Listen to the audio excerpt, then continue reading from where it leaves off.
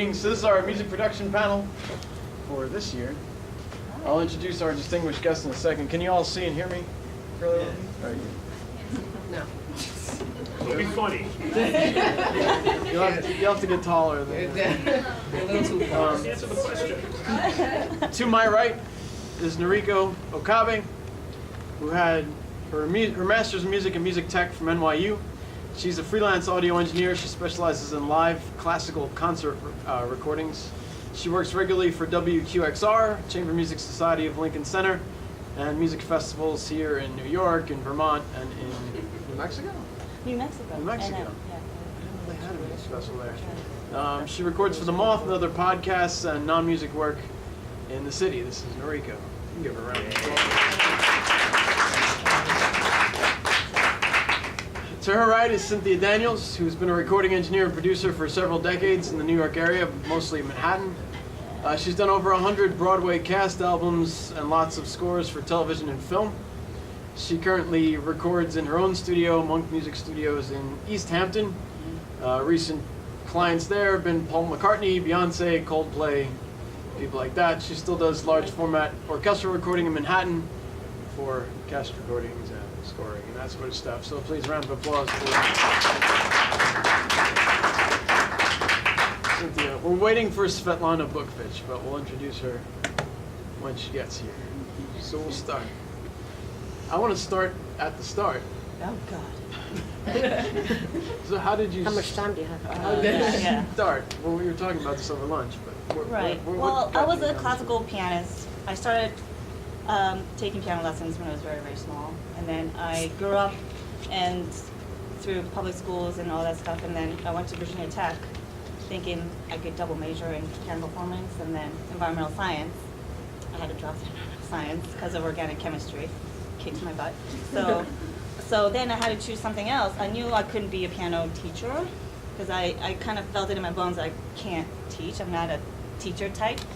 And I wasn't able to practice 6, 8, 10 hours a day like a lot of classical musicians do. So I decided to find some other route. And luckily, this is timing, but luckily that's when a lot of the digital editing and recording kind of started. And this one guy at Virginia Tech, he decided to open up an experimental course, not even a credit, of digital editing and recording. And that's when I got in. And then from there, I really liked it.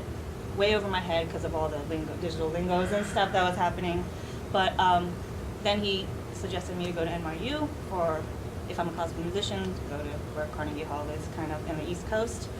So I landed at NYU, met my mentor there, and the rest is history there. Yeah, my mentor is a Carnegie Hall engineer. He's the chief engineer at Carnegie Hall. And I was lucky enough to meet him, and then lucky enough for him to like me back in a way to take me in under his wing. So, and yeah, that's what I do now. How did you start? Analog age. Yeah, I started in the analog age when we used tape machines when the dinosaurs walked the earth. But not unlike Noriko, I love music very much. I was not classically trained. In fact, I often wish that I had started earlier playing an instrument, but that is history, and I need to say that it is never too late to begin anything, because you're just not going to be any better a year from now if you don't pick it up. So I'm a big proponent, like any age, just play. So I loved music, saved my life, and I knew I needed to work with it. And I had a boyfriend who was a guitar player, and I learned some guitar, and I knew I wasn't terribly good. And I also knew that even if I was really good, it didn't look like getting famous was going to be the easiest path. So at the young age of 16, somehow I had the foresight to say, well, I'd like to do this, and I was really into stereo systems. We called it hi-fi, and that's basically speakers and amplifiers and all kinds of musical equipment. It just turned me on. Just looking at an electric guitar, looking at bands, anything musical just lit me up. So I knew. So I picked up an album And I looked down for a job. What can I do? It said recording engineer. And I thought, well, that sounds like a nice marriage. I don't know what that is, but I think it's a nice marriage of music and science and equipment. And it was. And so I did pretty much everything that I could do. We didn't have matriculated colleges with production classes. I've taken a look at some of your classrooms. They're gorgeous with these keyboards and the computers and single stations. We just did not even have anything like that. So I went to film school, and I just looked for opportunities, which is going to be something you're probably going to hear from us today. And that is, I did live sound for bands, punk rock bands back then in Boston. It was a big scene. And I worked at the radio station in college, and I did sound for bands, and just about anything. I did an internship at a record company, and I just pretty much did whatever I could. And when it came to a job, I sold stereo equipment. I worked in music stores because that's where I met people that I could relate to, and then say, do you need somebody, to help you? And so I gave of myself until somebody wanted to pay me. And long story, really long, long story cut shorter. After getting a whole lot of experience, I found a few lucky breaks, because basically at this point only people I knew were in the music business, and getting that mentor is very important, and they're not always going to be on your side forever. So you take what you need and you leave the rest. And I knew that I had to come to New York because I live nearer to New York, and I needed to get some kind of an internship or a job in a recording studio, and I set out to do that. And after a couple of fits and starts where I thought I knew more than I did, you take a lot of hits, you take a lot of risks, and I did too, because what have you got to lose?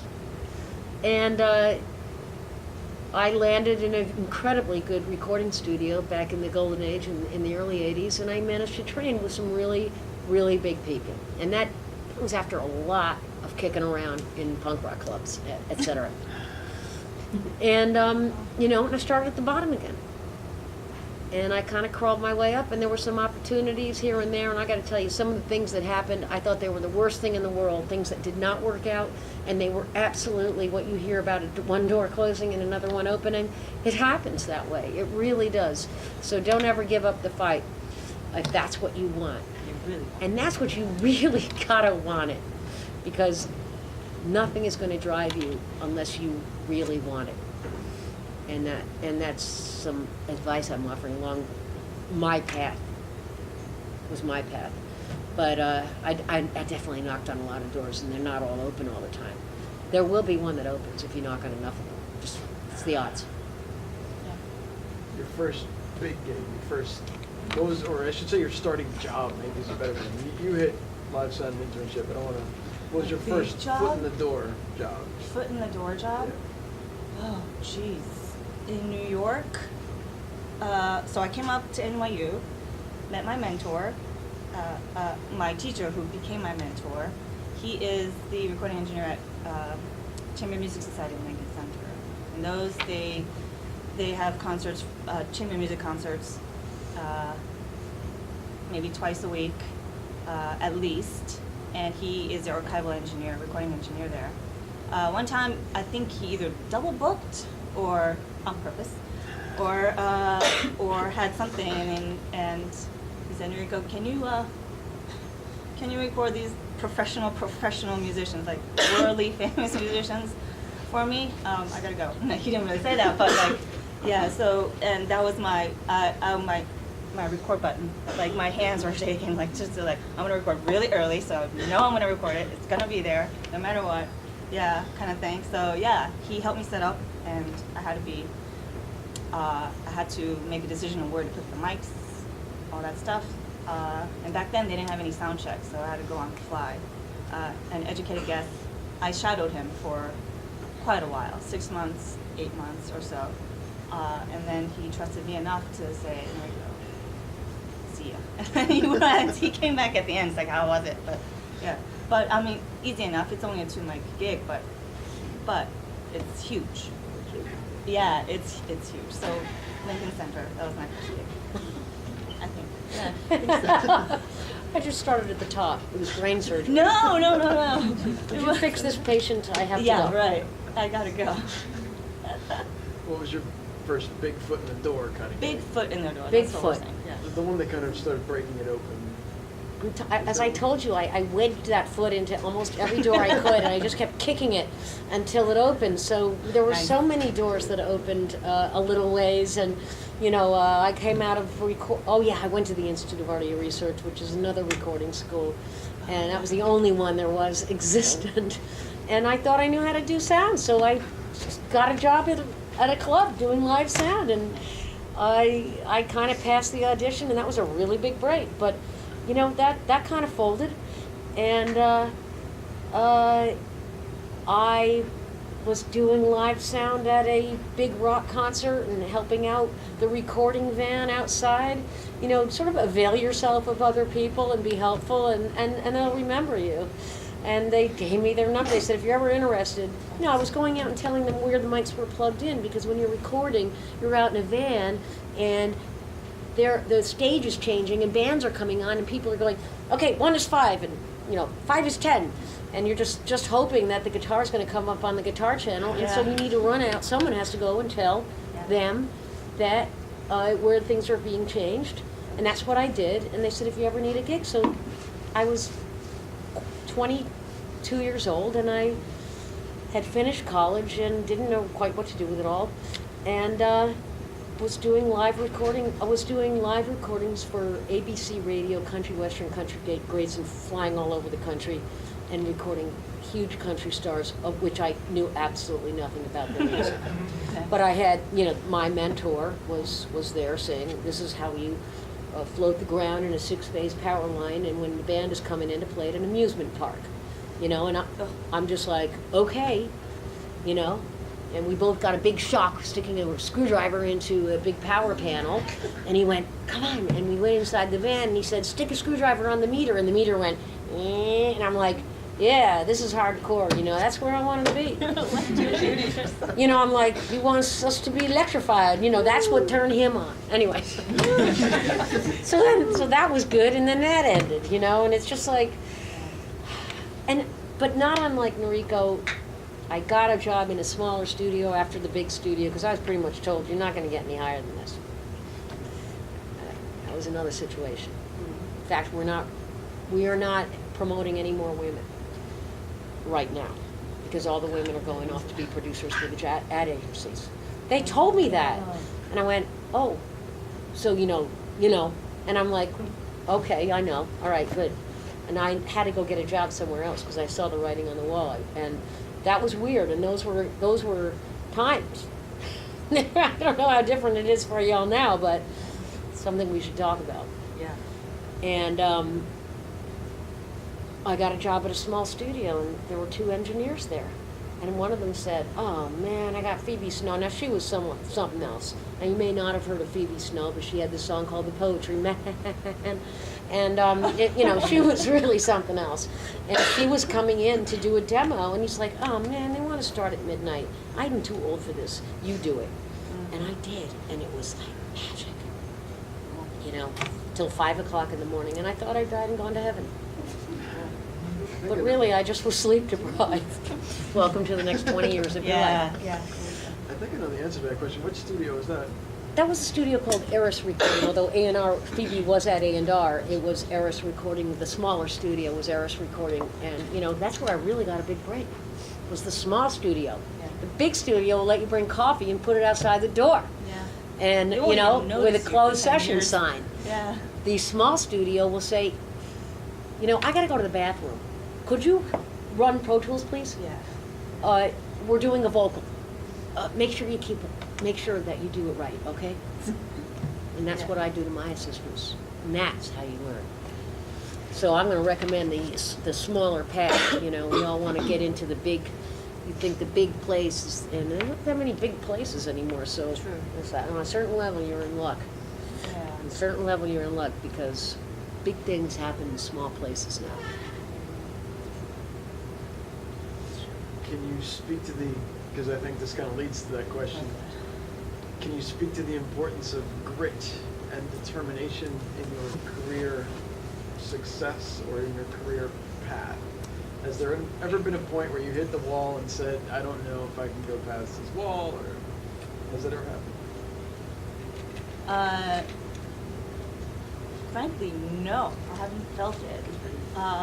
Just because I always know in this digital age, and then when people are, especially nowadays, when people are doing a lot of podcasts and then in-house stuff and whatever it is, but there's so much more little tiny opportunities that are opening up that you might need help in, or like for me as a classical musician or classical recordist, all the classical musician students need audition tapes because they can't go fly to the colleges and audition in person, so they have to send in a CD or something like that. Back in the day, now it's all digitally, like file transfers, but like CD recordings and stuff. So there's always like little jobs here and there that kind of opens up, and you just have to see it in a broader picture and then take it. But certainly, you have to pay your dues, and I've done many of free gigs to many a low paying. I mean, it might sound not too bad for you guys, like $200 a day, a whole day. It was 19-hour day, work day, and I was outside the whole day, raining. I was the only lady, got kind of harassed, right, by other people, and rigging up speakers from an outdoor stage kind of thing. $200. I'm like, it's worth it, yes, but like, Lord, it's hard work. You just have to, you take, especially when you're young and still, fit and strong, and like you don't have to sleep too long and have no kids and all that stuff. Then, like, yeah, just do it. Learn it from everything. Learn it from, take all the small gigs. Just get, see how people are running the cables even, because you can learn a lot from, how neat they are by just looking at how the cables are run, kind of thing, but, and then you kind of learn, and you just take the good parts of everything, and hopefully you can, like, mold it to your own little way of operating. And so, no, I haven't hit the wall of saying, oh shoot, what should I do? But then again, I was waitressing for a lot of the years. My first, maybe like 10 years, waitressing, and then doing things on the side that are low paying or no paying, just shadowing my mentor every chance I can get. Just going with him and just seeing what's happening and how he packs his power cables next to the, he has his way, a system of doing it, yeah? The stereo bars is up here, and all that stuff. So, and then, yeah, and then eventually, hopefully you kind of see how things go, and then people will start asking you. So it's just a little bit of a longer process, but paying dues. You gotta go up the little hill to try and see what's really out there. I think, yeah. Sounds like you've hit the walls, you just run them over. Oh yeah. Just have enough strength to like just bulldoze over if you hit the wall, because I think there will be paths that'll really like the doors will open, hopefully, if you're really open to it. Yeah. Have you hit a wall? Like, I'm not doing it no more. No. I felt choiceless. I had to do it. There you go. And I couldn't express it any better than what you said. And I just had some things to add to that. So, yeah, when I started, we made $80 a week. Oh. And it was in the golden age of advertising, so they had these bars, and they would all have these steam tables with free food. I'm not going to lie to you, this is how it is when you're young, like now they don't put those steam tables, chicken wings and meatballs for free. But that's what you did, like you just got a cheap apartment or lived with 5 people or your parents, if you were lucky and you could, and you just, you didn't make any money at all when you were first starting out. It was actually kind of horrible. And it went on for a really long time, and then like somebody offered me $7.50 an hour to engineer. And yeah, and I was like, okay, you know, and then I'm like realizing what I'm doing, and then it was $15 an hour, and then I was like, and then it was more. But this watching how it's done is exactly it. This mentor she's talking about is a guy named Leszek, who is from Poland. And I've worked with him at Carnegie once, and your mentor is the recording engineer for Carnegie Hall. You have hit pay dirt.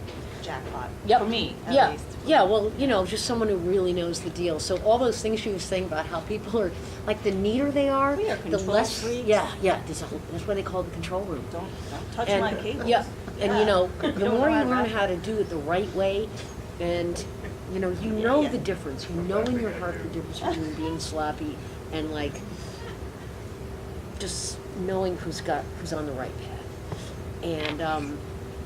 And yeah, a lot of people have some odd ways of doing things, and you can learn from those people too. I've had maniac engineers come in, look what I just did, you know, like crazy guys, you know, and it was White Lines by Grandmaster Flash. It was in a cassette, of course, you know, and I was just listening, and he had done this thing where he was gating the click, and which is this thing that helps you keep time, you know.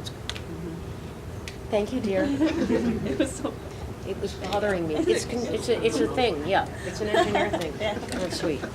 And you know, and it was like he said, I gated the click, I gated the reverbs, and then I, you know, delayed the click so it went back and forth with 8 notes, and it went and this is the first samplers. These are the first sequences. Like we go in there, and we go like and that was like your bass drum, you know, and then you go that's the second note of the chord, and then and then you know you just sing those 3 notes, and you take them, and we had like one drum machine, it was called the Lynn drum, and they blew chips. You'd literally make a sample of a really good sounding bass drum, you'd like send it out, and they bring it back to you, and to tune things we had to go like and then like for the part where it was an A, you know, and this is really how it started. And you know, anyway, so when he came in with like White Lines, which I recommend anybody, if you don't know the tune, go to YouTube and listen to White Lines, because it was like one of the first hip hop, like, wow, mind blowing. It's also hilarious. And you know, but there was all this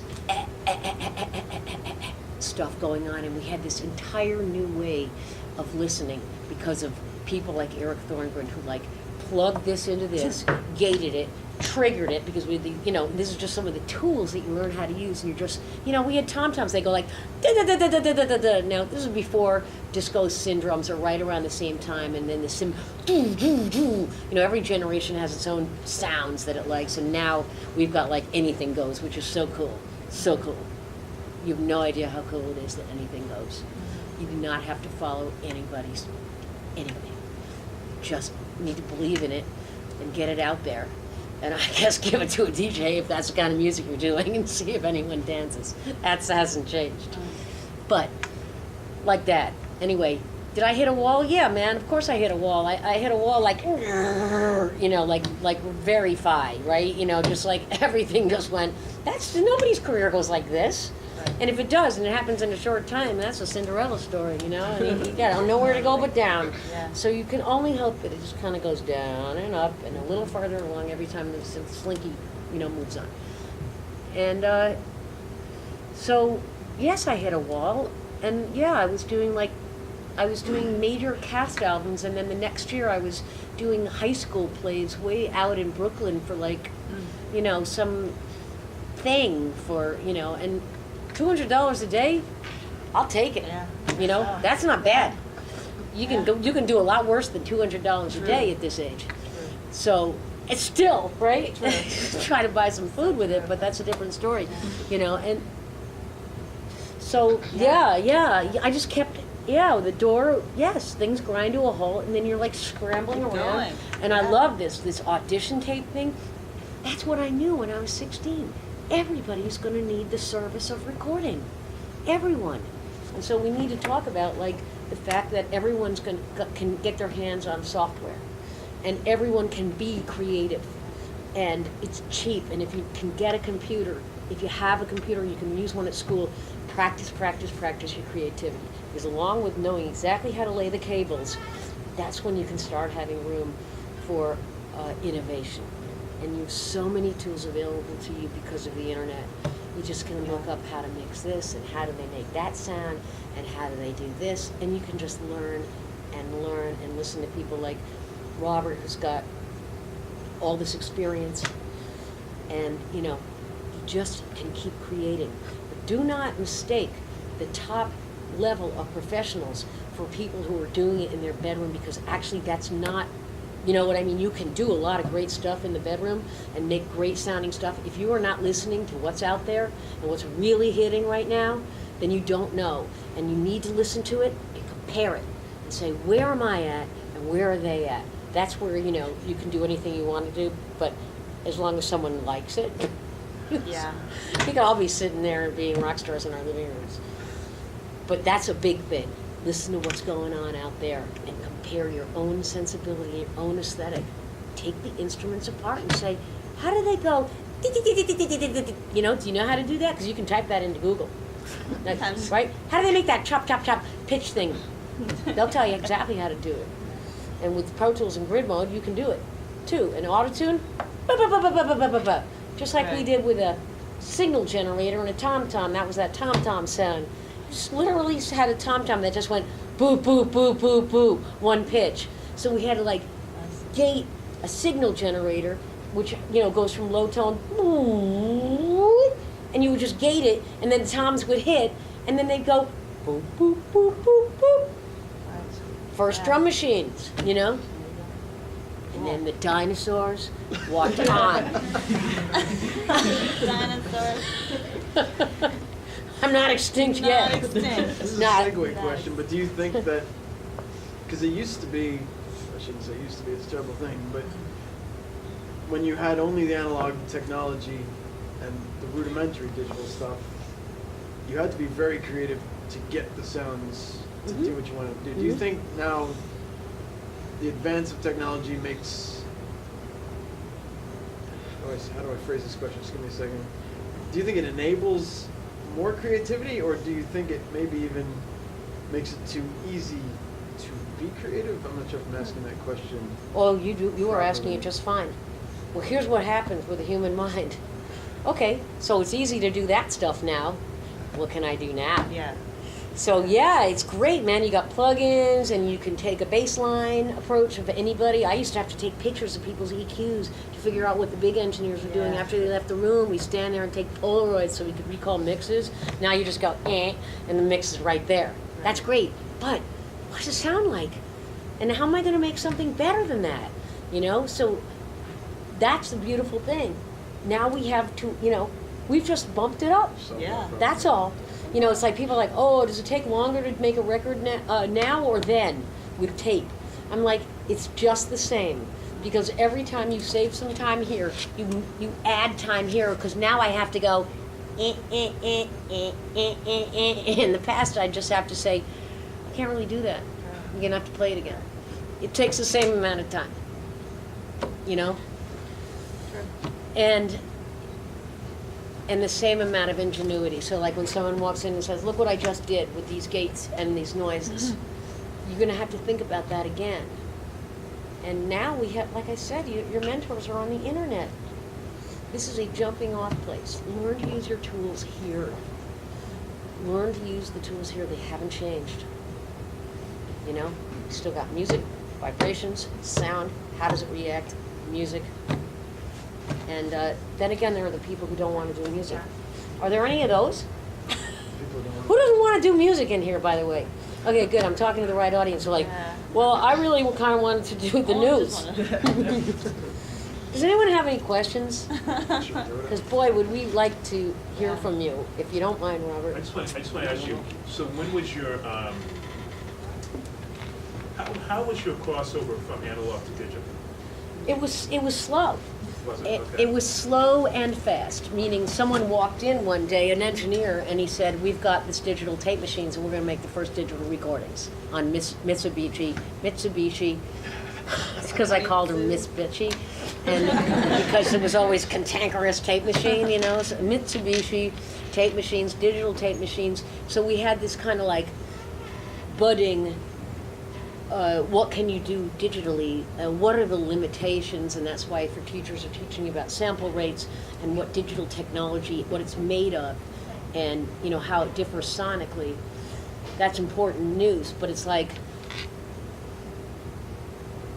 everyone had analog tape machines, and then people started mixing to digital. And there were maybe one or two multi-track digital tape machines, dash format, which was this digital audio stationary head. But you did not have what's known as nonlinear, where you don't have to rewind or fast forward, you just go bump, bump. That's nonlinear recording. And it just doesn't follow a line, and there's no reels. So, you know, you have a client and you're like, they got this thing at Quad, and it's this thing, it's called Sound Tools, which was before Pro Tools, and I think I can edit our album on this.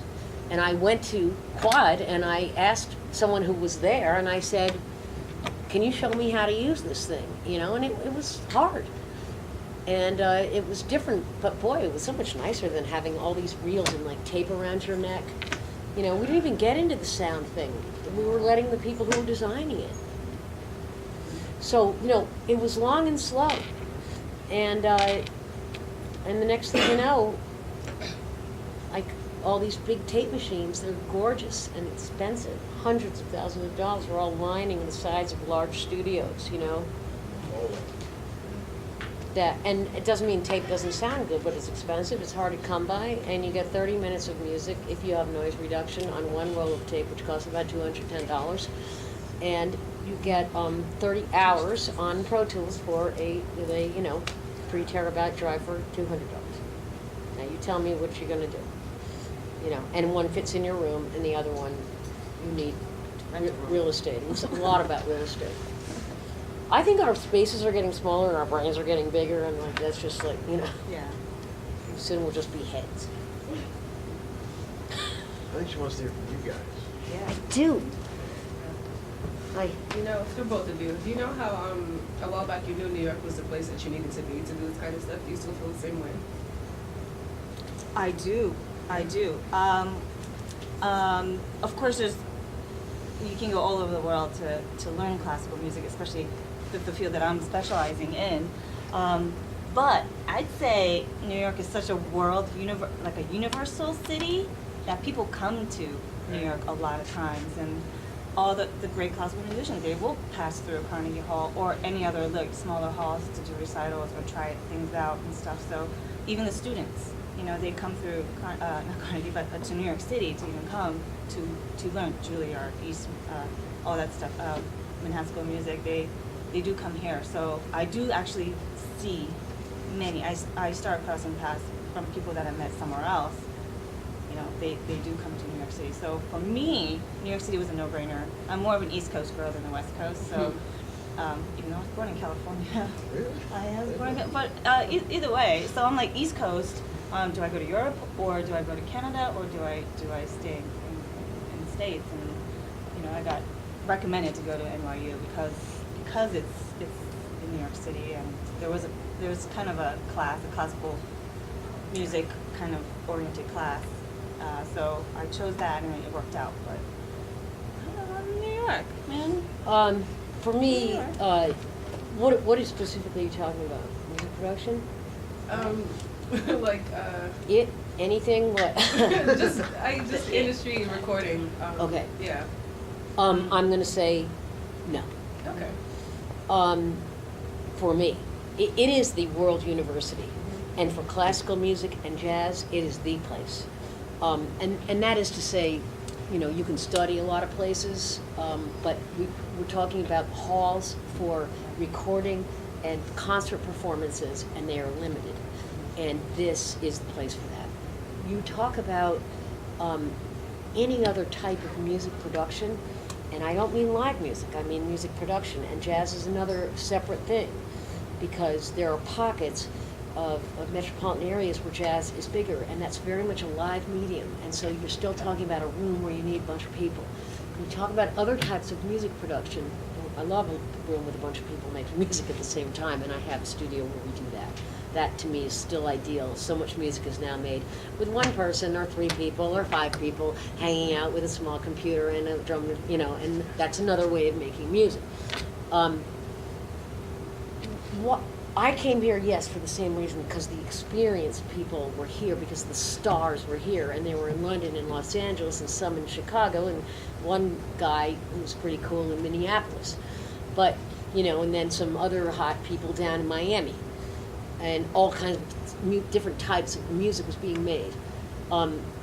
Right now, music is made the world over, and the reason I can have a studio 100 miles from New York, one reason is that it's a place where people like to go because it's by the ocean, which is beautiful. But because our distribution network is as close as our computer, it's not that we cannot distribute our art. It's not that we can't make our art anywhere. It's where am I going to meet people? So for me, yeah, New York was going to be the place. You know, is it where the clubs are? Yes, there's a lot of clubs. What are you looking to do?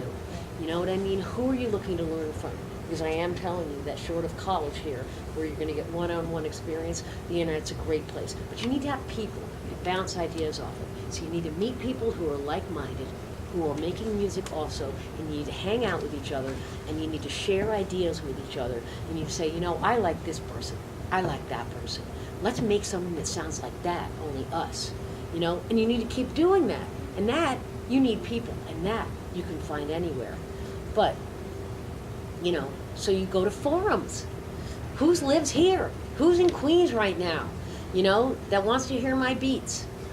Like that. Who's got a beat that I can rap over?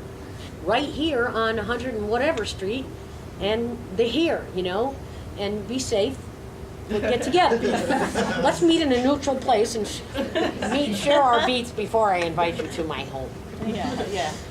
But you know what I'm saying, that, you know, we need each other. We cannot work and create in a vacuum. It's not even that much fun, you know, but there are many, many ways. So do you have to be in New York? No. Do you have to leave New York?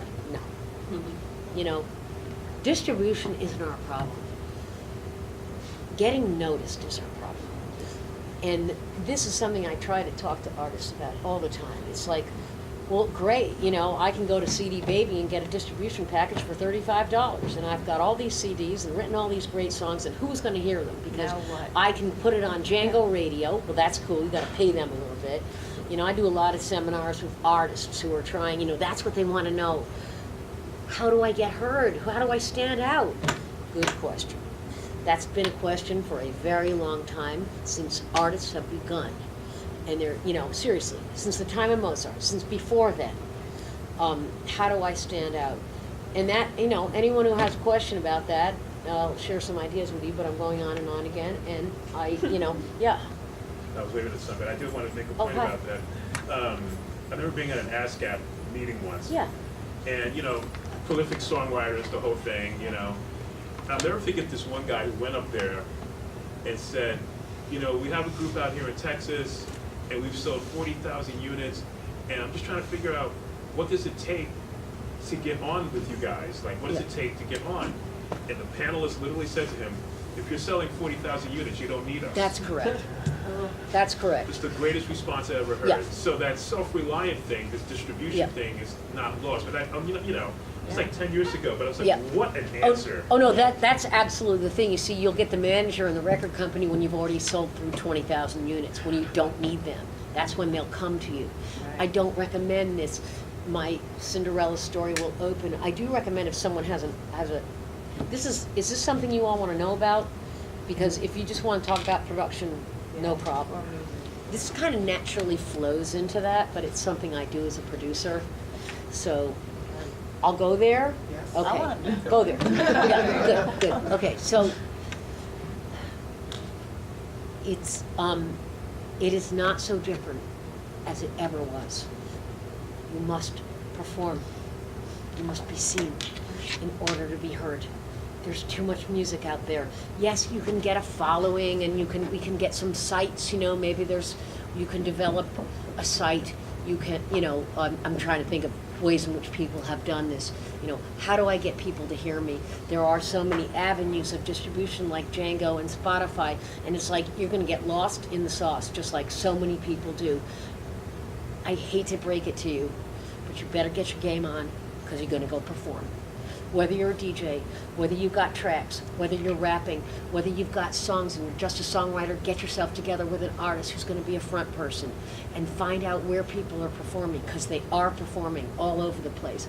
And get your video together and go out on YouTube. And, you know, obviously, you know, you're like, well, I'll still get lost in the sauce, but at least you'll have a presence. And, you know, you need to get a local following. It all starts grassroots. It's a local following. You cannot become a national act before you become a local act. You cannot get your stuff heard nationally. It's a dream. You know, let me send this out to California because I got a guy I know. That's great. Yeah. Send it out to anybody if you got a guy you know who can get you somewhere else, who will play local radio. You know, radio's cool, but it's real hard to get on radio. And what radio are we talking about now? Sirius radio, where you gotta have a subscription? What station am I on? I don't even hear Beyonce on the radio anymore because I gotta be on this station or that station, you know? And it's like, what about my genre? What genre? Yeah, what genre? What is your genre? So you reel it all back in and you stay focused to your creative soul and you make your songs. Make the starts with the song and the artist. And if you have an image, put your image out there and start getting together locally and get out there and find all the places where people are performing. Is anybody who thinks that they can perform? Good. Does anybody have something that they don't think they can get it done locally because they don't, you know? What do you think about this? Have you heard this story before? Oh, that's very interesting. Good. Start locally. And I mean, get like a crowd, what do they call it? Crowdsource? Not a crowdsource, but it's a good way to get money sometimes. Yeah. Everybody else looking for money. So you don't need a lot of money to get your act together. You need a lot of stuff inside. And you need to have some facility with an instrument and recording gear and your computer and your avenues and a video on your phone. It just doesn't take that much anymore. You don't need the big stuff anymore to get seen. But where are the avenues where people are performing? You know, where are they? What about what about dance clubs? What about parties? What about clubs? Get creative. Who has a question about that? Specific question. Does it seem like a dead end to you? Or does it seem hopeful? Good. You should be hopeful. You're the next up. Yeah. By the way, guys, I'm going off with the Brontosaurus. Not for a long time. Could you do I'm anything kidding. else? Could you do, like, if you, we always joke, you say toll collector for you, I'd have to flip burgers. No, I say toll booth. Toll. Because they make me want to become a toll booth collector sometimes instead of teaching. What do you mean? Although this semester I've been very happy with my students. I have, because I've just been. What do you mean by that? He has some rough days. There have been days that I'll say, like, today was a toll booth collector day, which means I would gladly switch this job and become a toll booth collector because I think the people driving through would like me better. But I haven't felt that way in quite a bit because I know that now it's cashless toll, so I can't do that job anyway. So. He lives on Staten Island. So Oh, I it's see. It's just the. But but I think he's getting to the rough days, kind of thing, doing the gig. I love the $200 a day thing. I think that's great. But it's hard working out in areas. Take 100.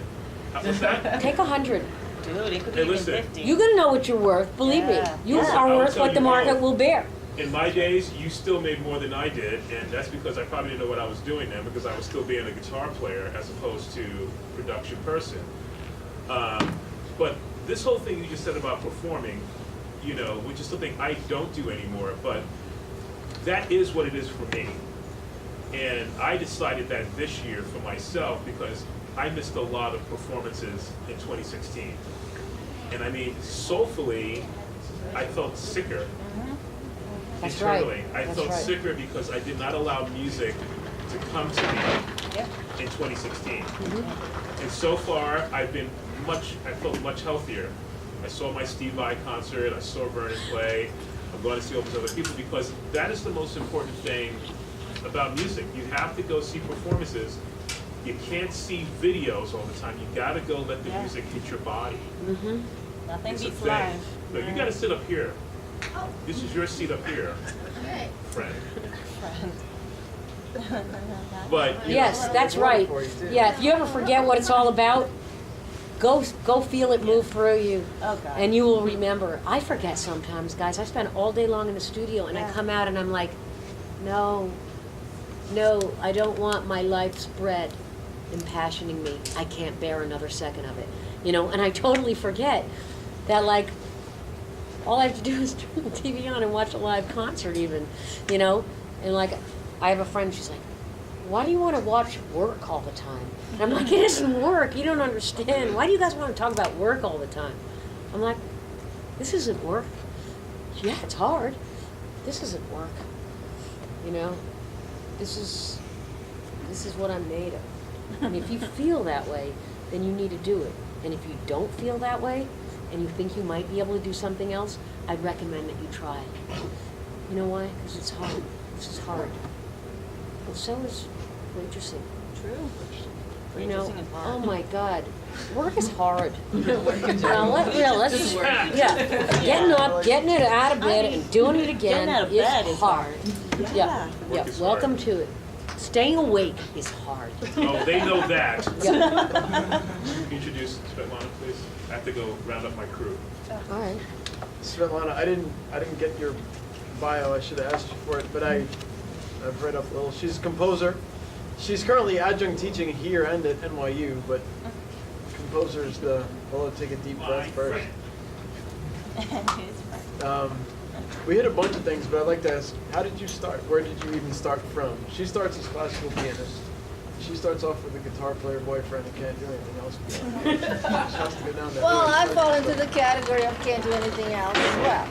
But how I started was this. My sister, who is 8.5 years older, took me to her music school. I was about 5, and she showed me to her piano teachers. Prior to that, she had taught me Fiordalisa, that piece, Beethoven's piece, every little girl like dee-da-dee-da-dee-da-dee-da. So I learned that 2 hands, and then I just loved creating sound with my hands and getting all the adoration out there. So that's how it started. But fast forward, at 15 or 16, I was already writing my own, don't know what to call it really, I guess songs. And then I needed some production skills, and this was way back. No project studios. You could only intern at some huge mammoth places and maybe be lucky to make coffee for the big dudes, and all that. Yeah. So what I did, I would do keyboard stuff and vocal stuff for bands in exchange for a studio lesson. So I was doing border thing. And started building on my production skills slowly but surely, keeping my mouth shut in the big studio because nobody wanted to hear a 16-year-old tell them how to do things. And I already had ideas how things should be done. So then fast forward, I got to come here and go to a program that integrates electronic media, which was very exciting for me. And so then I combined quote-unquote the classical training, which I've had plenty of, with pop and rock and experimental and avant-garde and media involving video and movement.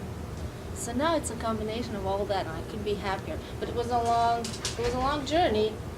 I wouldn't have done it any other way. I mean, this is what I have always wanted to do. It's sound and the vibration of being in it. For breakfast, lunch, and dinner. So it's hard, but as you said, everything else is hard. Yeah. If you So do might as well something what you love. don't like, it's hard. Period. If you do something you find joy in, and you see the impact on people, and it impacts you in return, I mean, that's as good as it gets. Yeah. Does this answer your question? No, that's just the question. Great. Yeah. I want to, because they had a chance to get a little bit of their background. Of course, a little bit. You've already given a little bit of yours. But what was your, if you had to pick like a foot in the door moment when you felt like you kind of broke in for real? Is there a moment like that or an opportunity like that that you remember? Well, I didn't yes. realize when we were going through it. But There were a couple of those at various points in my life, but I guess the peak moment would be a scenario like this. The war is raging in the country. It's going to be a mess. Everybody knew that the country of Yugoslavia is going to fall apart, where I was from and am from. And so at that time I was applying to graduate schools in the United States, and I got the okay to come for $30,000 a year to study stuff of my dreams, okay? It's like, when I got that letter, it was completely unbelievable. It was the first multimedia program in the country, in the US. And I came from way over there to be part of it. So that was an aha moment. It was sort of, okay, I'm getting out of here alive, I don't know how, on a bus, on the floor, with bullets flying around, which is true. And I'm going there because that's that moment where the affirmation, when somebody says, okay, you want to show us your stuff? Here's the way to do it. It won't be easy, but here's the chance. So if you get a chance, go for it. Don't wait for another chance, just go for it. You don't know. And that's actually kind of bringing us to where we're sort of already, and then we'll take a few more questions after that, but technology being what it is, and you were talking about finding avenues to be heard. We also talked about technology enabling the creative process. And one thing we never really talked about, but doing 2-track recordings now is a lot different than it would have been 20 years ago when you're still doing reel-to-reel. So how is technology, actually, well, it was 20 years ago, but I won't say that. Has technology enabled you to do things and be heard in ways that you wouldn't have otherwise? And I mean, speak to that a little bit. Or in what way has that helped you? Oh, Yeah. this is the question. Okay. These are- I feel like I'm talking. Well, we've been talking for an hour. Good. Okay. I'm giving them a Please. breather. Or so. Yeah. Wow. Besides the fact that I wanted to have the final say on how my sound is going to be out there in the world, which meant that I had to learn the production and post-production and mastering to an extent process, I was always interested in tuning. Meaning that I believe that there is more out there than the tempered system that we have on the piano, which other cultures brew, but it's not really at the forefront of studying, wherever you are, unless you are in ethnomusicology. And so to reach those emotional places that aren't readily available, I was always interested in tuning. So technology come to Kurzweils. Remember, actually, Ernie and I met at an ASCAP expo thing where I showed some word and I was playing one of these old heavy Kurzweils with great sliders, right? And you were asking me about those sliders. That's how we actually met. Exactly what it was, yeah. This was 10 years ago almost. You don't have to do that part, but get ahead. And so tuning, for me, as a youngster, to get to musicians who would be open to try my tuning was kind of hard at the time. So where did I go? I went to user tuning on a synthesizer. That time it was the Kurzweil. I still have that machine. It's as heavy as hell. And I started changing until it clicked and until I organically heard what I was searching for. And I don't write always with altered tuning, but sometimes I need that. So that was an avenue. Without that feature of that synth, I wouldn't have been able to develop that side of the language that I use when composing. So that's one aspect of it, I guess. And I always think that technology informs the practice and vice versa. Practice informs technology. So you go like this, you have to dream what you want to be using 20 years from now, because you just might be creating that with people around you. So it's back and forth, I think. Yeah, sorry. No, I want to, actually, we were just talking about this right before because she was talking about tuning to 414. Do y'all know what she's talking about with tuning? So, The distance between, pitches. so like A tunes to 440 or 441, and then we have tempered instruments that actually progressively tune up the harmonics. Y'all know about that. That's good. I was just talking, we were just talking right before we started. I have a Greek friend who, I do a lot of African and Greek and Indian music, and, they're all about microtones. What we think is sharp and flat, like in our organic cells, that is not in pitch, is absolutely a perfect tuning for other people. And I think that's this. I think discovering other cultural music and what's so beautiful about today is that so many cultures have interacted with each other to the point where we're not restricted by our Western aesthetic. And so, once again, access to the world is only going to open your world further in your ears. But this tuning thing is so interesting because these tunes, our instruments are tuned to certain pitches that we have come to acknowledge so that we can all play together as a group typically. And when you start experimenting, on your own or with instruments that only untempered can play with untempered, etc. And my friend actually was making commercials. She had tuned her synth to an untempered scale, and she was making television commercials. She swore to me that people were buying them without realizing it because it was organically Goes in, tuning body, interrelated. And she's really into tuning, sonic tuning for healing, and they have all these tuning forks. So Ayurvedic sound technology has been around for a really long time. So it's really interesting.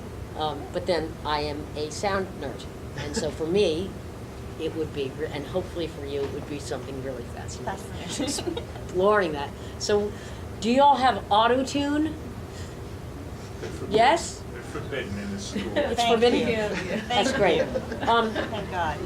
Yeah. Well, what I wanted to explain was, I as a record producer of artists, I am not opposed to auto-tune because I need it for my language. I need it to help people.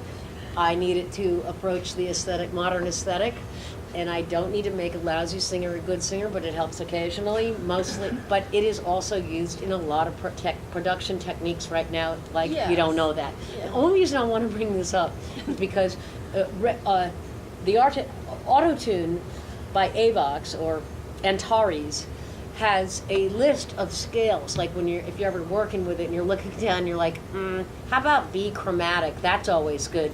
Actually C chromatic is always good instrument, by the way. It'll help you. If they're so far out the window that they're not responding to a C chromatic scale, they really need to do it again. But, glad you knew what that meant. But there are all these scales that are listed, Arabic scales, Pythagorean scales, and, don't get me excited now. So, I know. I know you know. Out there, yeah. And you know what? Check out what it sounds like to auto-tune something to an ancient scale. Open your ears. Be surprised at how little you have to adhere to the classical notion of what everybody, what it is.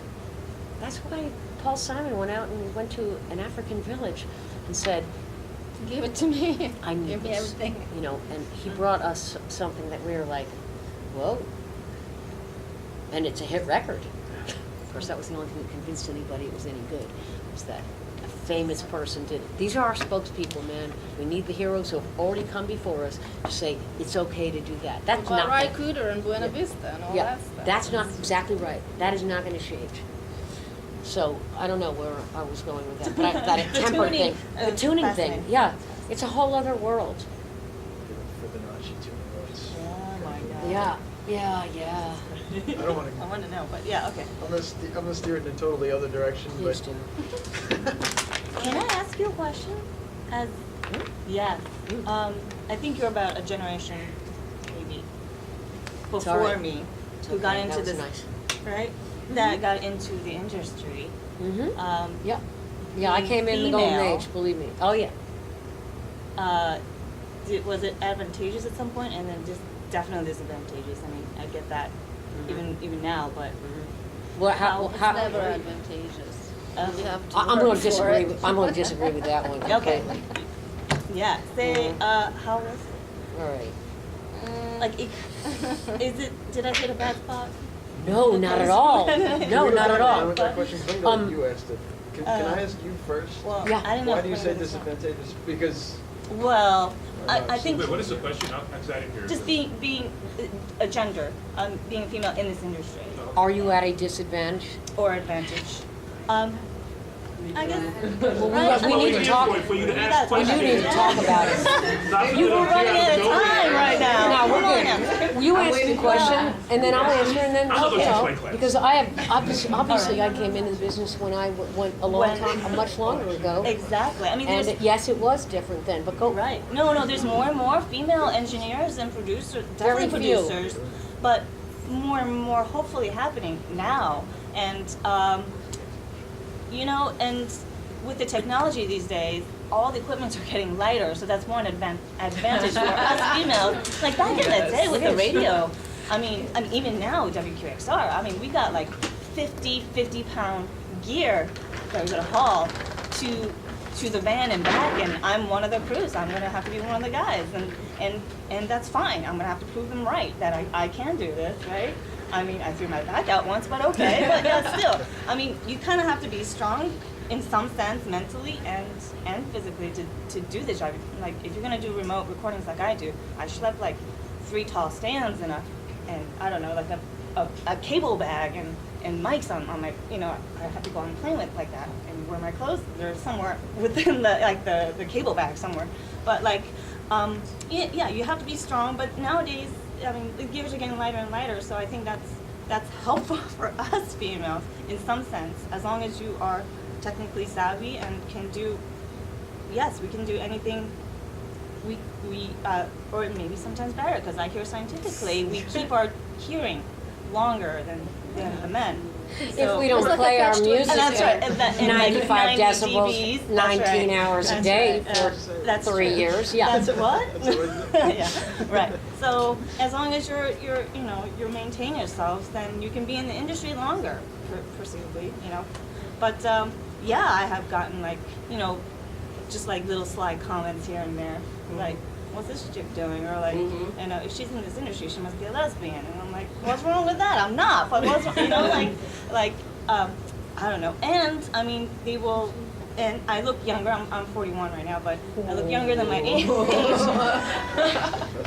I'm not sure I'm about to be 40, but but since I look younger, and I don't know if being Asian is another thing, but like, there a lot of the guys were like, hey, you wanna like come intern for me? I'm like, F you. I mean, I'm a professional, I might be able to learn something from you, but like, I get like these little comments here and there, and you kind of have to be strong, and I'm okay. I like everybody, I'll give them a clean slate from the get-go, but yeah, you kind of take the good, and then I learn how to scoot by and like joke around and get past it, before that. And yeah, I mean, I get all sorts of comments of like, like even the We need doorman. way more skills than the I don't know. average person out there to do this Even work. if I'm more qualified or better at it than some dude that's older than me or even younger than me. I mean, people, like all the clients will still look toward the guy and say, Oh, yeah. so do you want me to, and I'm like, Suspicion. dude, I'm the recording engineer here, and luckily, my friends around me are know me, so they automatically know and respect me, so it works out all right most of the time, but no, it's still very, very much perceived as a man's world right now. So would you say you had more problem with that while you didn't get your big break, like while you were going through? Oh, even now, like yeah. I mean, I think as older as like, now that I'm getting older and a little more confident in knowing what to do or what to say in those instances or what not to say in those instances, I think I'm more grounded and then more confident, and I think it shows. So not too many people will kind of undermine me in some sense, if they really truly get to know me. Yeah, so that's the thing. I wanted to ask like all three of you, do you feel like you have to work twice as hard? Because like being in this like major, it's male dominated of course. And occasionally we get assigned group projects, you know, we gotta work with the guys sometimes. And I like to get things done, and sometimes it just takes a lot. It just, Long for you? I like to get things done, like just, and like, they're so lazy. And, you know, and a lot of the times they just feel like they just know so much. And then if you say something, you get called the B-word. You want to get a schedule down for things to get done, you get called all these names. So do you feel like you have to work twice as hard, and how do you handle it? That is for every situation though, not just this industry, I have a feeling, you know, even in publishing or No matter what it is. Doctors. doctors. Yeah, you know, I started in the late 70s, so, you know, I made that dinosaur joke a few times. Were you one of the only ones? Was there? Yes, I was one of the only ones. There were 5 of us for quite a long time, and actually a lot of us 4% from the across the board. AES, we all, the women engineers, we all made a list on Facebook. I gotta tell you a little story. This morning I got on Facebook and there was a picture of that studio I told you where the women we were not gonna be promoted. Women, girls were not gonna be promoted anymore. That was 1982. I saw a picture on Facebook, one of my, we're still in touch with each other, a lot of these engineers from the early days. And it was a picture of 2 guys. And it was them back when I was young. We all worked together in the studio, and it was them now. And I wrote, look at that. I worked for those guys. And I wrote, some stories will never be told. Now, they thought I was talking about partying. And I wrote to my friend today, I'm gonna go tell those women that I was sexually harassed, seriously. And times have changed, but there's still a battle of races and it's a battle of sexes, and that's gonna go on because we've all got control issues and we're all territorial. And we all wanna succeed and we all wanna be on top because that's where it feels the best. And we're gonna learn to live with each other and blow each other to kingdom come, and I know you all know that. Back then, I could not say anything, and both as an intern, any mentor I had, you know, this is an attractive woman. When you're an attractive girl, boys will be boys, okay? So you cannot blame them for coming at you, and I'm telling you this as an older person, older woman, okay? You cannot blame them for coming at you, all right? That's what they are programmed to do, all right? I'm sorry, guys, but it just happened that way. And, however, there is a line of respect that you need to draw. Do we have to work twice as hard? Never felt that I didn't. Always felt that way. Had to be a better engineer, had to be more in control. And by the way, as women or as just people, we're built differently, okay? So if you think I don't feel like bad mommy every time, I have a reputation now, so I don't get this anymore, okay? I can't tell you how many people walked into the studio and said, don't tell me you're the engineer, or I'm setting up a microphone in the 80s, and they're like, I think it's really great that you girls are getting in on this, you know?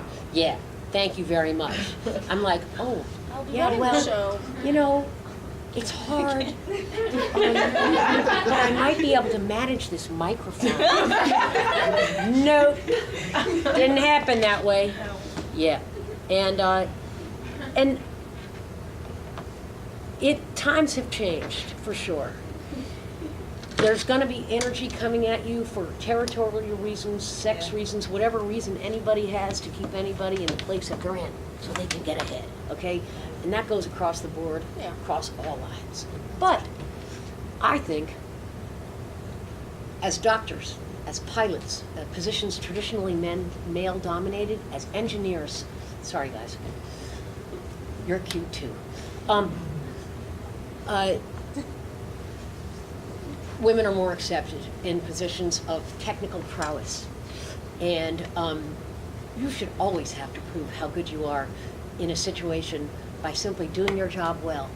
And we shouldn't have to fight so hard, but we do. And everyone who's young is fighting for a spot.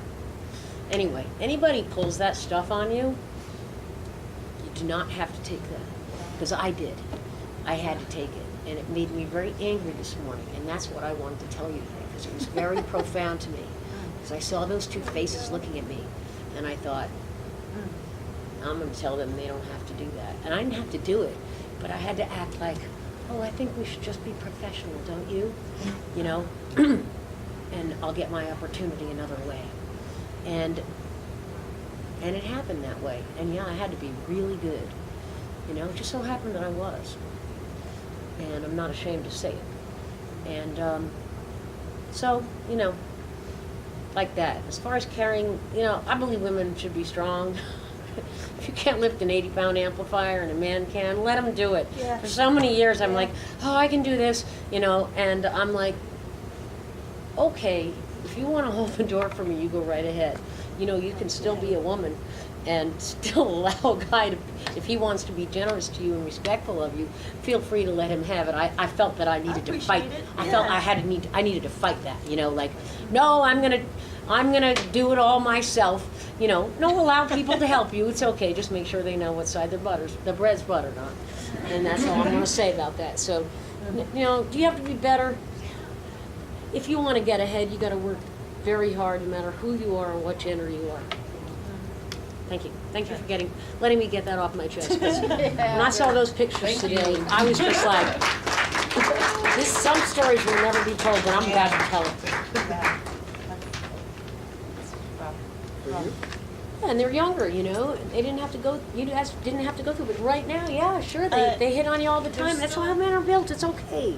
Right. Just don't make I it a take quid I pro mean, quo. I don't get totally defensive about it unless they do something.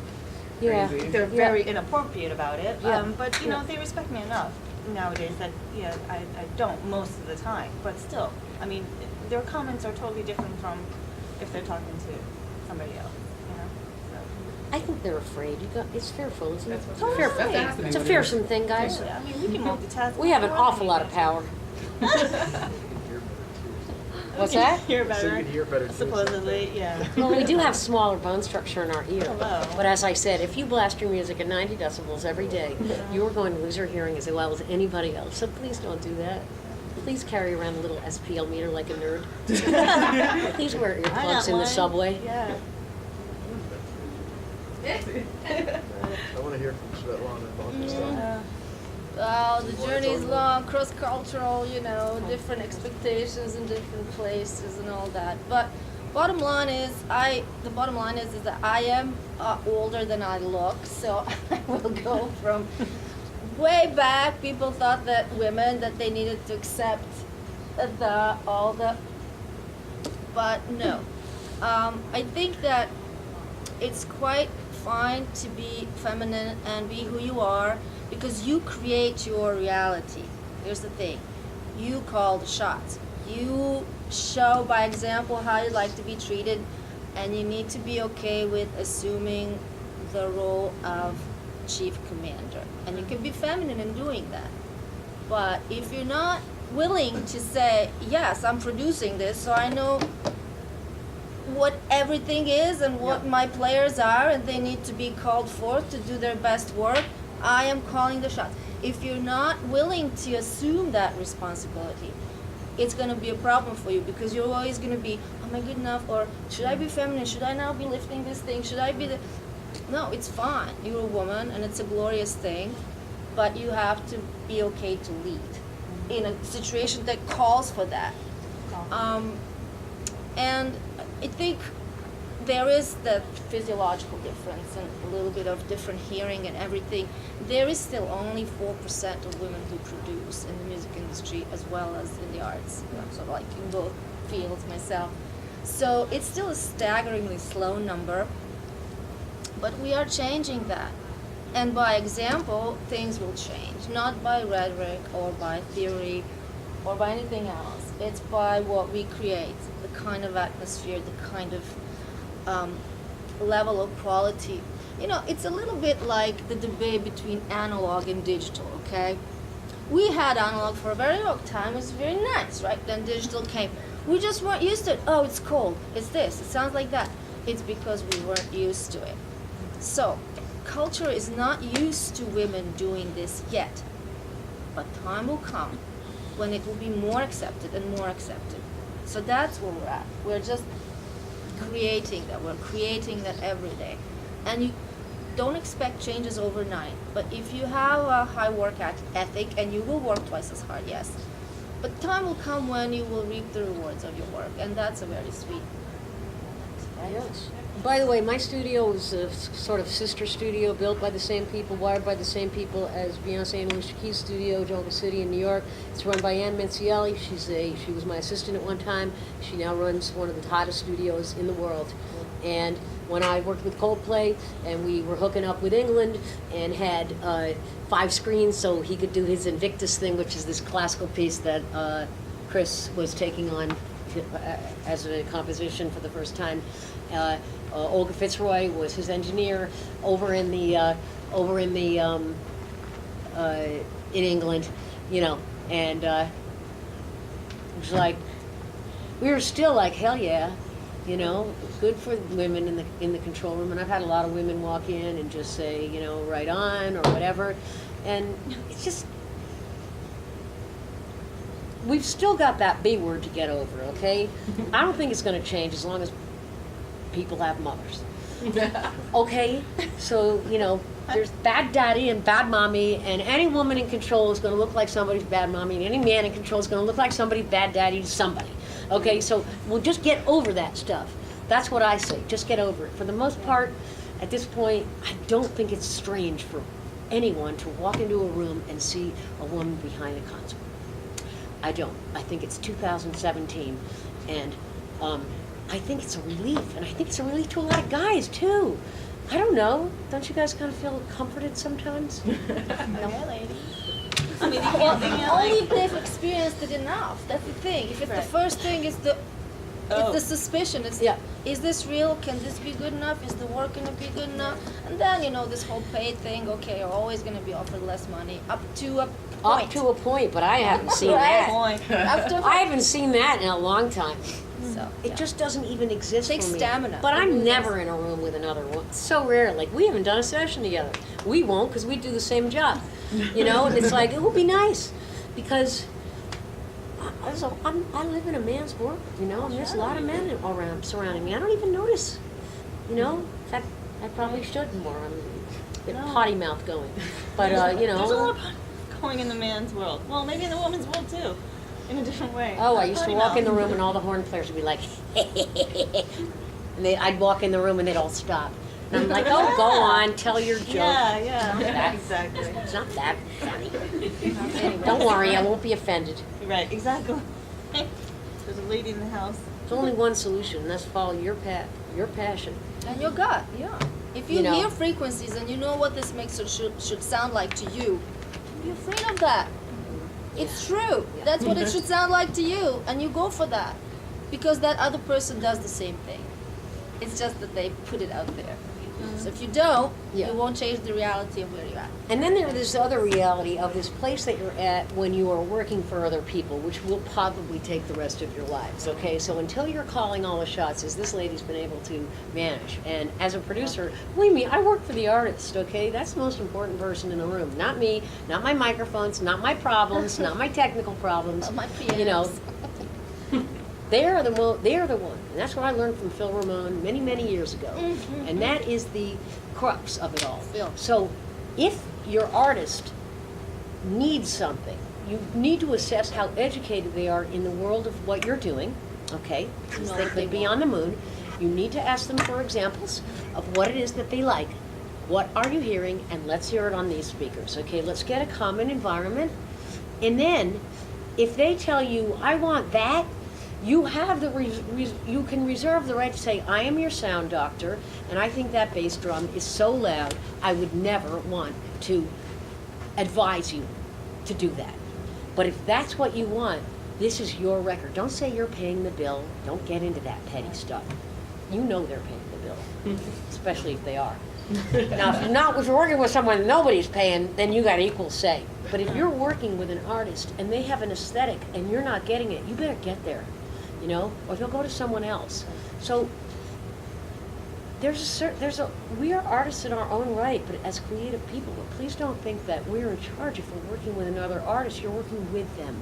We're in charge of taking their vision and making it whole, because we have a language. we know how to do that. We hopefully know how to do that. You have to be open to them helping you. So the first time you let someone give you a picture of what they're looking for, the better off you are, you know? Yes, you can listen to someone say, I know just what you should sound like, or I got some ideas, show them. But I think it's really important to tell you this, that because I've had students say, I hate that music.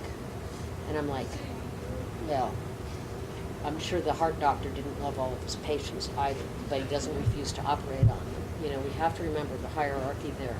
So we may be in charge, but we are creative crafters in the service of music. So let's be in the service of music and not ourselves. I think also as a personality wise, they hire because you're easy to they can work with you. It's kind of, you can't be an asshole. There's a lot of them out there. Yes, there are, and they do well because of one reason or another. But for me, I get called back.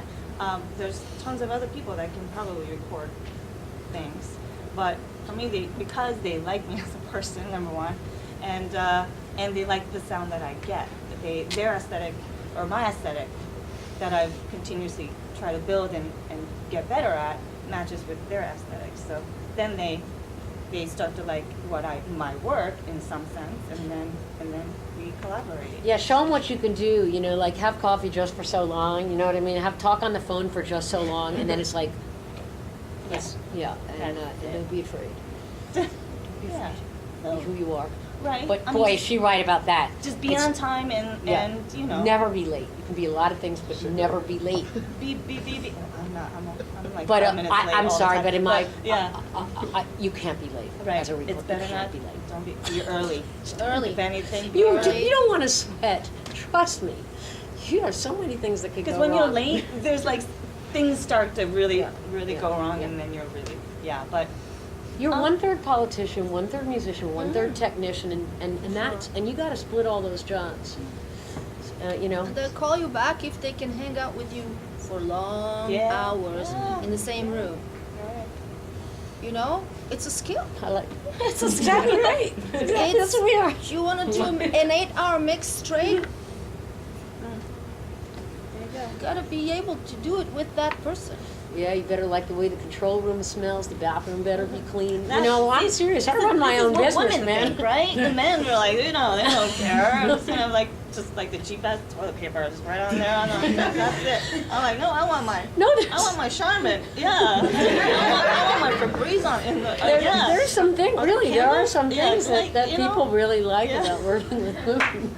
Take Prince, what he did way back. He's Yeah. an example with Yeah. women engineers. And He all was a that beautiful stuff. girly man. No, he was great. He really was great. Can't believe Yeah, it's just gone. I mean, the moral is just love what you do, and because then you can work for it. Yeah. I mean, yeah. And be on time.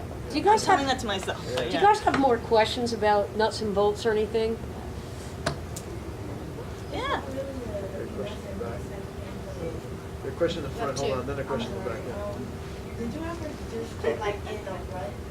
Just like this one rut that you felt like you could not like go out, but somehow you just went around it? Like, was there like one rut that you really feel like everything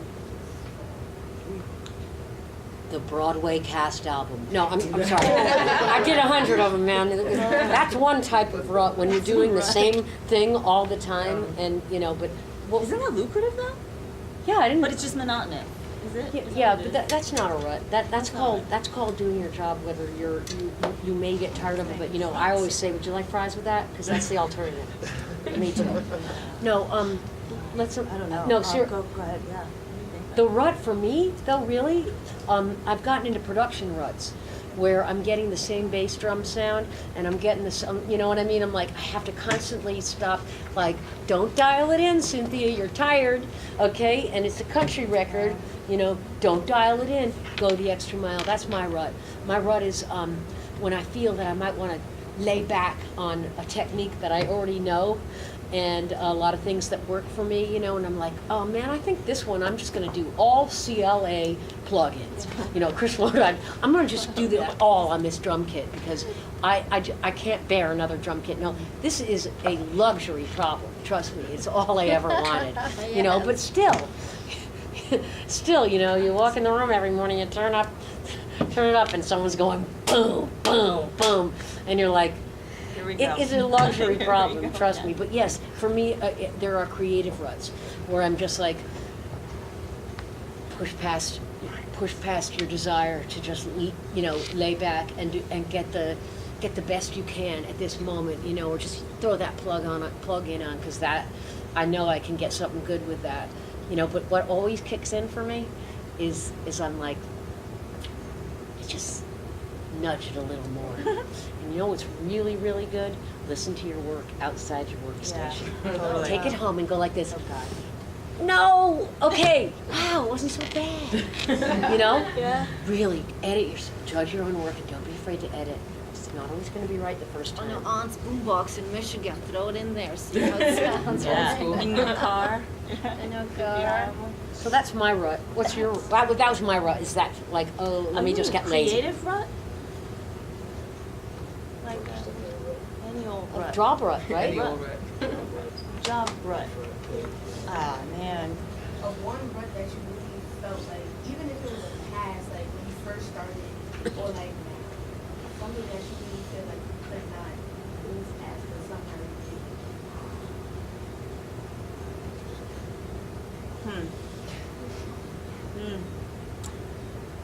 I think it's more psychological. I think, right, to like, there's always like doubt phases, and then am I really good enough for it? Like, why am I doing this? Like, I mean, because I love it, but like, is there anything, what can I do? And, you know, I try to problem solve on my own, and you're like, I need to talk this out to my mentor, thank God I have somebody that I can talk to, or like see what's happening around, and then That's really good. Don't walk in your own neighborhood for too yeah, long. It's I dangerous. can go down that like really bad, you know, rabbit hole of doom. Like, this is not, forget this, and I'm just gonna like burn everything that I have, kind of thing. But like, I mean, not recently, just because I kind of learned how to emote and stuff better. But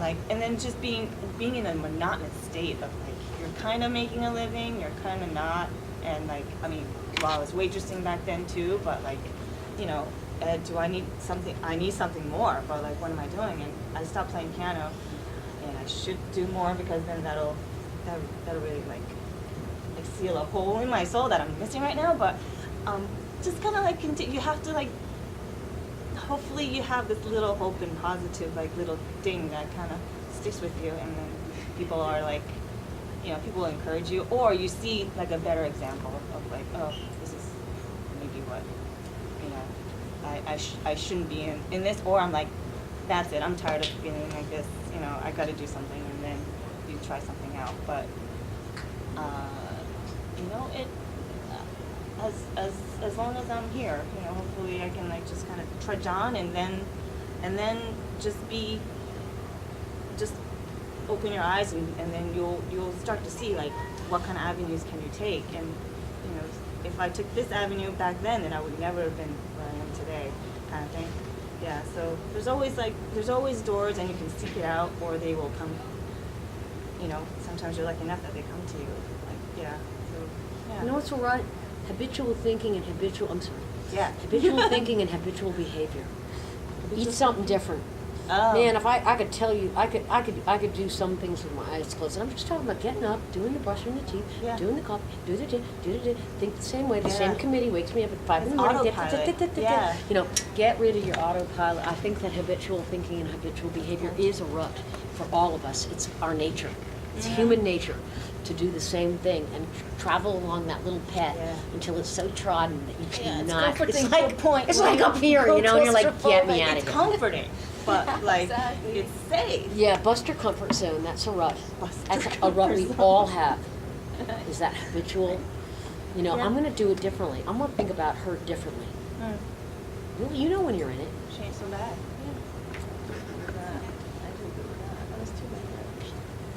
Oh, yeah, this gentleman back here.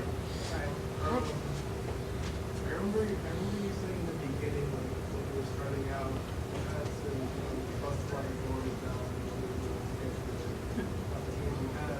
But I was just wondering, like, for all of you guys, like, how much of your success was due to you introducing yourself to these people, and then how much of it was kind of just like the people that you knew?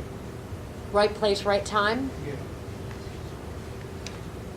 Oh wow, I can't give you a percentage, but I think it doesn't hurt to introduce yourself to so many people, and then just like any other interview in any other profession, you have to like send your resumes everywhere, and like 99% of the time you won't hear anything back from them, if anything. But but also, oh God, I don't know. I'm still a little.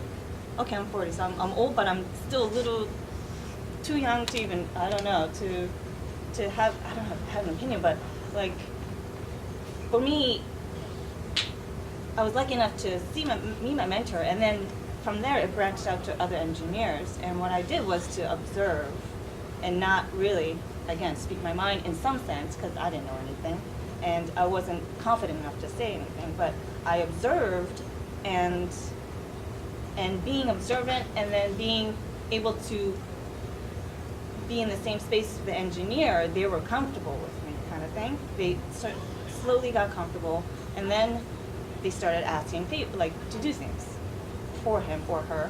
And so, like, I don't know what my real answer is, but like, you have to know the opportunity to say, here's my card. It seems like you like me, or like, or you seem cool with me.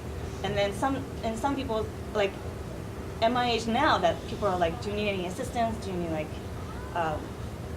not too many, because I'm in the classical world, so I don't have too many people that are coming around. But like, if you need anything, just give me a call. I'll schlep it for you or something like that. And I'm like, well, I don't know you. I can't trust you with my anything, kind of thing. It's like, so for me, I have to like kind of know and trust the person as a person of an engineer. Like to even ask, like, any kind of help. I mean, I'll think about the money thing later if I have enough money to pay for the person, but like, still, so you kind of have to know, I don't know, where to draw the line. I don't know how to say it. Yeah? I don't know. Go ahead, yeah. I always give my students an hour early on about networking. And that boils down to knowing about people you are interested in. So let's say we'll go to a panel just like this, right? You go to a panel and there's that music supervisor, there's that producer, there are 9 of them. But you happen to like that one person because you're passionate about the work, it's your hero in a way, you want to do what they're doing. So how do you approach that person? That person is larger than life, okay? So you come with your little CD. What are you going to do? It has to be about them.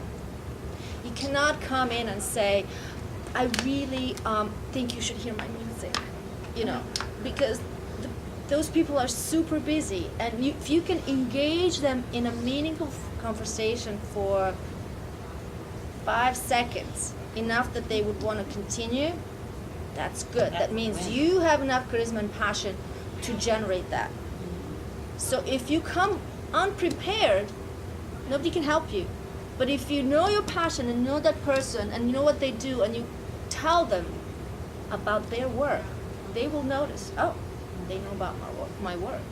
And what they say, nobody has said this thing. Okay, let me hear a little more. And then later on in the conversation, if it's going well, you can say, well, by the way, I'm creating something. It'd be an honor if you take a listen. They may take it, they may not. But even if they don't, you have the treasure of having talked to the larger-than-life person in your life because you love what they do. It's the passion, right? They need to hear passion. Who gets the job? The person who has the passion for it, who really wants it, has everything on paper, but also really wants it, right? You have to see that excitement. So let's say you gave them your thing, and then what?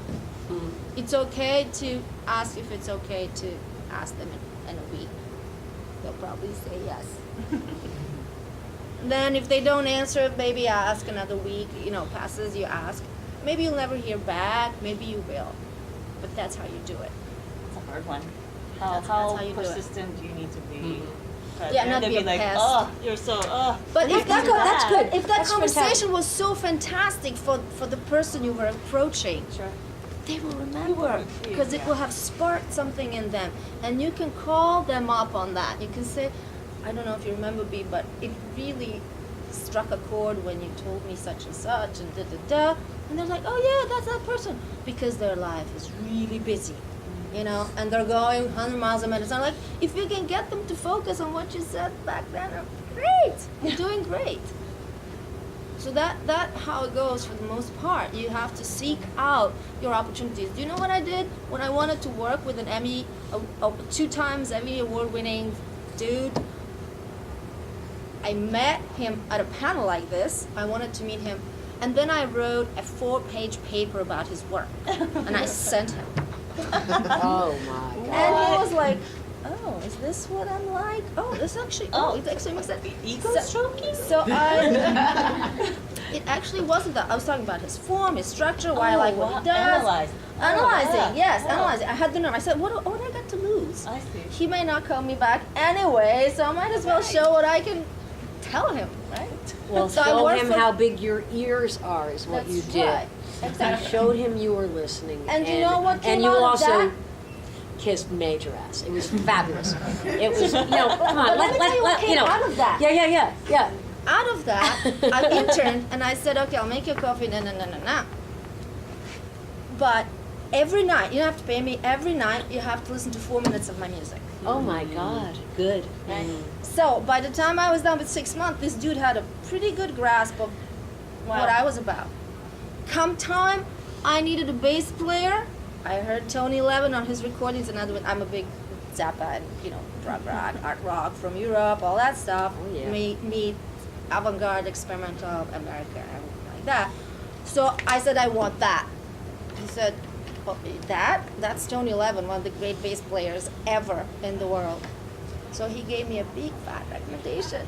And the next thing you know, I was driving to Kingston to work with Tony Levin, who was so generous, pulled out 10 basses, bowed to me, said, your stuff is great, I hope to work with you again. I mean, that's like the peak experience, if you want. So it all started from that little panel that I did that thing at way back. So anyways, this is a happy story, I guess. No, it's an excellent story. It's an excellent story. I've known Pete and Tony for a really long time. I have to start wrapping this up because we have to give the room back to somebody Oh, else. sorry. I'd like to I throw a took- I last took- comment. I got That was a excited. great story. See, you're right on the money. And by the way, it also goes for if you have some beats or you have a song or you have something you want to show somebody, it's not a bad idea to approach them not only with what you have, but say, what you do. Mm-hmm.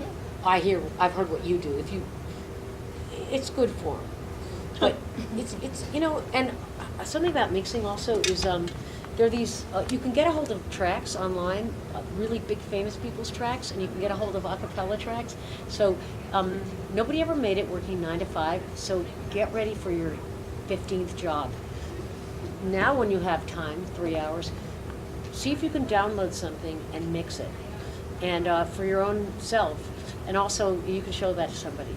And compare it against the records. This is ways to hone your skills, and there's so many opportunities ways to do that. But yeah, tell somebody else you like their music. It goes for bands all the time. Like biggest social media, #1 thing is like support someone else's band, and then they'll support yours. I mean, this is like #1 social media, how to get yourself noticed, is go be a fan of someone else. But it works very well in this thing, and look how well it worked. I think it's great. You showed you were committed. Not everybody has someone like that. It's fantastic.